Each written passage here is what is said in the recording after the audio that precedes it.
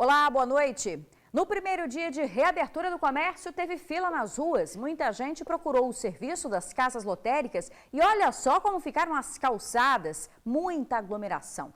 A cena foi registrada em vários bairros da Grande Vitória. Sem computador em casa, Juliana foi a pé, mas a tia do bairro Planalto até Campo Grande, em Cariacica, pagar as contas na lotérica. O jeito é ficar aqui, né, umas horinhas de pé, de Cariacica até aqui a pé, sem ônibus, sem nada, tá complicado as coisas. E o jeito foi esperar na grande fila que se formou na calçada da Expedito Garcia. Às vezes não tem outro lugar para pagar, né? Na internet fica difícil? Fica difícil pagar. As aglomerações nas filas foram registradas por vários telespectadores na Grande Vitória. E a cena se repetiu para chegar até o Banesfácio, em Campo Grande. Já nas lojas, enquanto umas tinham fila para entrar devido ao limite de clientes, outras estavam praticamente vazias. A gente precisou vir em Campo Grande, aproveitou que tem que comprar uma coisinha, vai entrar aqui logo. A gente vem, mas vem com um pouco de insegurança ainda, né? O movimento está mais ou menos. Mas nós estamos inaugurando hoje, primeiro dia. Mas está dando certo, vai dar certo, se Deus quiser. E muita gente circulava nas calçadas em Campo Grande. Já na Glória, em Vila Velha, o movimento estava mais fraco. A Grande Vitória segue em risco extremo para o contágio da Covid-19. E por isso a restrição do comércio não essencial abrir 3 dias na semana, quarta, quinta e sexta, das 10 da manhã até as 6 horas da noite. Já os restaurantes, das 10 às 4 da tarde. E os shoppings, de meio-dia às 8 horas da noite. Quarta, quinta e sexta, os horários de lojas de meio-dia às 20, alimentação de 10 às 16. Então, na verdade, a gente está mantendo o mesmo formato da abertura anterior. Então, aqui você vai encontrar tudo: álcool em gel, obrigatoriedade do uso de máscara, uma série de seguranças espalhadas por todo o empreendimento. Valberto tem 4 lojas de artigos esportivos. Não demitiu nenhum funcionário e, mesmo com um prejuízo, está otimista com o retorno após 20 dias fechado. Somos uma rede com 5 lojas e nós sentimos muito. E agora estão tentando negociar aluguel, tentando negociar com os nossos funcionários. Alguns colocamos de férias para poder retomar e tentar voltar ao crescimento. O mercado estava aquecendo, né? E de repente vem mais um lockdown, mais um fechamento e o comerciante está se sentindo muito. Essas aglomerações que a gente viu, né, acabam contribuindo para o aumento no número de casos do coronavírus. E a doença tem tirado a vida de muita gente aqui no estado. De ontem para hoje foram 70 vidas perdidas, mais de 2.500 novos casos confirmados. Até o momento, o Espírito Santo tem 7.947 óbitos e quase 396 mil casos da doença. Se para quem perdeu um parente para a Covid já é tão difícil, imagina como é a dor de quem teve que enterrar 4 familiares. Foi o que aconteceu com o Fernando. Ele perdeu o pai, o sogro, a mãe e também o primo. O seu Zé Carlos, a dona Genila, o seu Persiliano, o Walter, a Patrícia, os 5 são só alguns dos mais de 7.800 mortos por conta da Covid no Espírito Santo. Muito mais do que dar nomes, o Fernando, ele pode dar sentimento a 4 deles. A última vez que ele viu o pai, esse senhor animado aí, ó, dançando forró, foi quando ele deu entrada no hospital no ano passado. Ele chegou até a passar mensagens pra gente, dizendo que estava bem, já iria receber a alta, mas aí sentiu mal, com a falta de ar. E aí depois foi diagnosticado Covid, muito rápido, né? Em seguida, ele perdeu o tio, que também era sogro dele, o seu Persiliano, que o chamava de filho homem que ele não teve. 3 dias depois foi a vez da dona Genila, a mãe. Também não resistia a essa batalha. Todos eles não tinham histórico de doença, né? O meu sogro era ativo, com 70 anos, trabalhava todos os dias. O meu pai trabalhava todos os dias. E tiveram a infelicidade de contrair essa doença e vieram a óbito. Só ele, que perdeu a mãe, o pai, o sogro e a família, sabem a dor que passaram, a devastação de tantas mortes em tão pouco tempo. Uma dor que ele não deseja para ninguém, nem mesmo para quem nega o que vivemos hoje. Eu queria que as pessoas tivessem consciência para cuidar do seu pai, da sua mãe, do seu irmão, do seu filho mesmo. Seu filho pode ir antes de você. Hoje a doença não está escolhendo, ela está matando. Na última semana, ele perdeu um primo, que tinha cerca de 50 anos. É que atualmente o vírus não escolhe mais idade, sexo, comorbidade. Um triste exemplo é da professora Patrícia Marques. Ela tinha apenas 49 anos, morava em Guarapari e morreu nesta segunda-feira. O enterro entre parentes mais próximos e os amigos distantes observando, seguindo o protocolo necessário, homenageando a professora. Como eu disse, o vírus ele não escolhe mais por idade, comorbidade, sexo. E quem confirma esse comportamento é o médico intensivista que atua na linha de frente. Hoje está pegando todo mundo e muitos pacientes jovens. Estou com um paciente de 31 anos entubado, grave, né? E a gente vê que o vírus está expondo todo mundo ao risco, né? Não tem hoje mais um perfil específico como tinha no começo da pandemia. Agora todos nós estamos sujeitos e expostos a ele. Algumas pessoas devem estar assistindo essa matéria e devem estar pensando assim: nossa, mas vocês vão falar sobre isso de novo? Vamos falar sobre isso de novo, porque diariamente o Espírito Santo perde vidas por conta do coronavírus. Só essa semana, na segunda e na terça-feira, mais de 200 pessoas morreram por conta da Covid-19 em todo o Espírito Santo. Quando a gente fala de vida, a gente fala de algo muito importante. E o apelo não é só feito pela imprensa, não.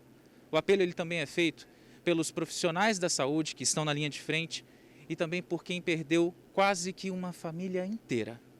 Essa doença, a gente sabe que ela é contagiosa, ela mata. E o que eu tenho visto são pessoas brincando com essa doença ainda. Não esperem chegar alguém próximo, alguém da sua família, alguém que você ame, para poder tomar as medidas que precisam ser tomadas. Comecem a agir agora, porque senão cada vez mais óbitos vão surgir durante os dias. É por isso que, assim como o Vitor falou, nós vamos falar isso de novo, porque é necessário, é um alerta. Olha, gente, o governador Renato Casagrande anunciou hoje a abertura de 65 novos leitos no estado. São 32 de UTI e 33 de enfermaria. As vagas foram disponibilizadas no Hospital Infantil de Cachoeiro e na Santa Casa de Iguaçuí, no sul do estado. Já no norte capixaba foi no Hospital Roberto Silvares, em São Mateus. No noroeste, novas vagas foram abertas em Colatina, no Hospital Silvio Avidos. Mas para vencer esta batalha contra o vírus, só mesmo com a vacina? Então vamos ver como é que está a vacinação aqui no estado. Temos aqui o vacinômetro, 417.551 pessoas já receberam a primeira dose e 102.285 foram imunizadas com a segunda dose. Os guardas municipais de Viana começaram a ser vacinados hoje. A vacinação aconteceu pela manhã na sede da Guarda Municipal. Oliveira, de 39 anos, foi o primeiro a receber a dose por lá. 29 agentes compõem o efetivo da Guarda de Viana. Todos trabalham diretamente no atendimento ao público. Essa imunização dos agentes de segurança pública em todo o Espírito Santo, na verdade, começou ontem. Quase 7.400 doses da reserva técnica serão utilizadas. E amanhã começam a ser imunizados os guardas de Vila Velha a partir das 8 da manhã. Serão cerca de 300 profissionais. Os outros municípios da Grande Vitória ainda aguardam os imunizantes para começar a aplicação nos demais agentes.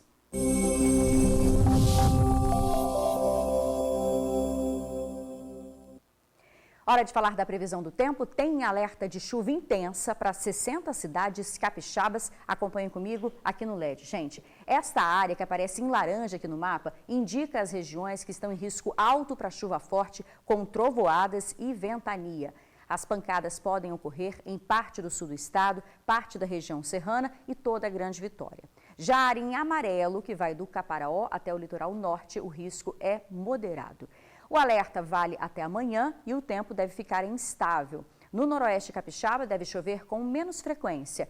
Em todo o estado as temperaturas caem. Na região serrana, os termômetros podem registrar mínima de 9 graus. Na Grande Vitória, mínima de 20 e máxima de 29 graus. A seguir, laboratório de preparação de drogas é descoberto após ataque à viatura da Polícia Civil em Vitória. A gente já volta com todos os detalhes. A polícia tenta identificar quem esfaqueou uma travesti em Vila Velha. Ela estaria conversando com outra pessoa próximo ao posto de combustível quando uma briga começou. A travesti de 39 anos foi atingida na cabeça e no peito. O crime aconteceu na praia de Itaparica. A vítima foi socorrida por colegas e levada para o Hospital Antônio Bezerra de Faria. Ela contou para a polícia que trabalha com prostituição e que o autor das facadas seria um cliente. Até o momento, nenhum suspeito foi preso. Um laboratório de produção de drogas foi descoberto após o ataque a um policial civil em Vitória. O investigador estava em uma viatura descaracterizada que foi metralhada. Durante a operação para prender o homem que atirou contra o policial civil, as forças de segurança acabaram também descobrindo um laboratório de lança-perfume, um prejuízo grande para o tráfico de drogas, já que diversos frascos prontos para comercialização foram apreendidos. E um prejuízo para quem consome, tá? Um produto que chega a derreter um copo plástico em minutos e que entra na corrente sanguínea do usuário em 3 segundos. Um detalhe, todo esse material seria comercializado em bailes do Mandela, que acontecem nas regiões de Morro, aqui da Grande Vitória. Quando nós estávamos em operação no Morro, vai chegando informações do nosso serviço de inteligência. E através do Disque Denúncia também, a Polícia Militar e a Polícia Civil foram até esse laboratório e, para nossa surpresa, uma grande quantidade de lança-perfume. Esse lança-perfume ele é vendido no Mandela. A primeira investida acabou na prisão do chefe do tráfico de drogas do São Benedito. Segundo a polícia, autor dos disparos contra o investigador. Na delegacia, em conversa informal, ele assumiu que atirou no policial, justificando que o policial teria jogado a viatura sobre ele. Fato que não foi verdade, o policial não jogou a viatura sobre ele. A princípio, tentativa de latrocínio, agora tentativa de homicídio, aconteceu na segunda-feira na região do bairro Gurijica, na capital. O investigador voltava para casa quando o bandido atirou na viatura descaracterizada. A polícia já identificou outros suspeitos envolvidos no ocorrido. Eu determinei ao superintendente especializado que acionasse o DEIC e que fosse a caça desses elementos e, junto com a Polícia Militar, numa ação brilhante, efetuaram a prisão, prenderam quem atirou contra o policial e ainda desarticularam um laboratório de lança-perfume, de uma droga perigosíssima, né, que vem sendo utilizado nesses bailes de Mandela. Durante todas as ações, tanto no Benedito quanto no Consolação, a polícia teve que entrar em confronto com grupos criminosos que comandam essas regiões. Houve a resposta qualificada tanto da nossa Força Tática quanto da Polícia Civil, que segurou, sustentou, né, esse tipo de agressão e conseguiu avançar e chegar até os 2 pontos onde foram apreendidos tanto o material como um dos autores do atentado contra o policial. O detido foi indiciado por associação ao tráfico, tentativa de homicídio qualificado e posse de munição. Foi encontrado o vigilante que estava desaparecido na Baía de Vitória. Bruno Bolonha, de 20 anos, havia saído para um passeio de barco na noite de domingo com mais 3 pessoas. A embarcação virou, ele não conseguiu ser resgatado. Buscas foram feitas pelos bombeiros, mas o corpo foi encontrado por um pescador na prainha de Santo Antônio ontem à noite. Ele acionou a polícia. Bruno não sabia nadar. A família ficou desesperada no local, tinha esperança, de encontrá-lo ainda com vida. O sepultamento aconteceu hoje à tarde. O vigilante deixa 4 filhas. Olha, se tem um lugar que está vazio durante a pandemia, é o Hemóis. O banco de sangue está com estoque bem baixo. Só para se ter uma ideia, para manter um estoque seguro por 4 dias, são necessárias 432 bolsas de sangue, mas hoje está com quase 300. Geladeiras quase vazias que contrastam com cadeiras ociosas. Esta é a imagem do maior hemocentro do Espírito Santo, o Hemóis de Vitória. Por aqui, o estoque de sangue está 50% a menos do ideal. Está quase a conta-gotas. Não é porque a gente está numa pandemia que as outras doenças não existem. Então, além do Covid, a gente tem hoje todos os pacientes que a gente tem que atender com relação à transfusão sanguínea, pacientes crônicos, pacientes com doenças que são dependentes de transfusões sanguíneas contínuas e também pacientes que sofrem algum acidente, que precisam de transfusão. Com o aumento do número de casos e de mortes pela Covid-19, os doadores estão com medo de comparecer aos locais de doação. E a região metropolitana ainda está há quase 2 semanas sem transporte público. O aumento do Covid reflete diretamente no número de doações. Então as pessoas têm mais medo de sair de casa, ficam mais isoladas e aqui acaba refletindo bastante nesse estoque aí bem problemático e bem crítico que é o que a gente se encontra hoje na realidade. O Hemóis garante que respeita todas as medidas sanitárias para garantir a saúde de quem precisa doar. O Hemóis está preparado para receber vocês com todos os protocolos de segurança, a equipe está preparada com EPI, com higienização do local. Isso daí é a nossa prioridade número 1. Existe um distanciamento social ali na frente, na recepção, para não ficar muita gente acumulada, muita gente junta.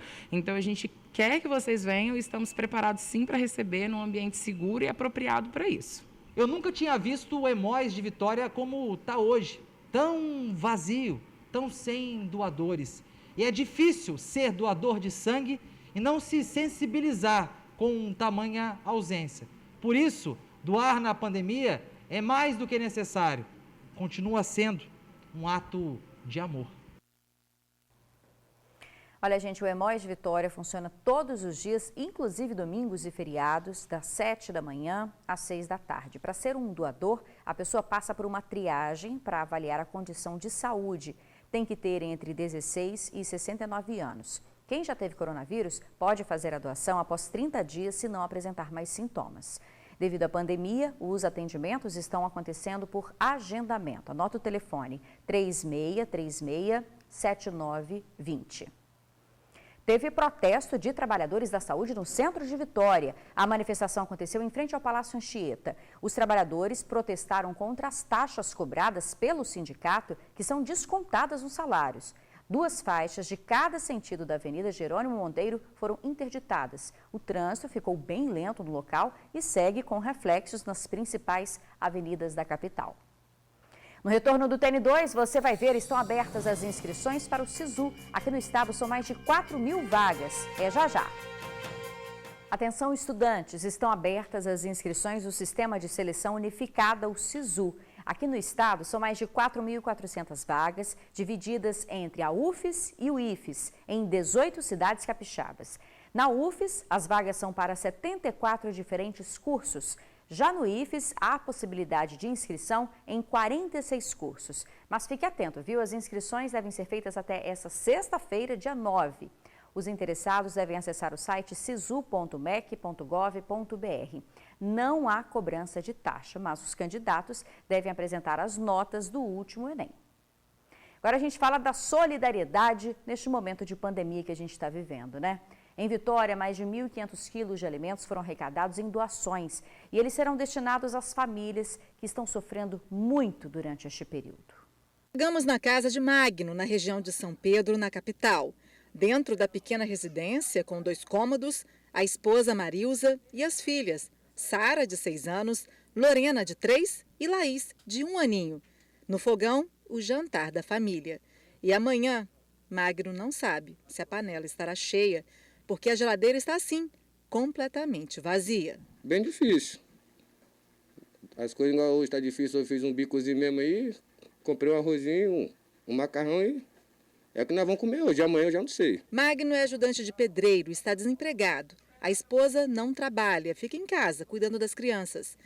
E com a pandemia do coronavírus, está difícil conseguir oferecer o básico às filhas.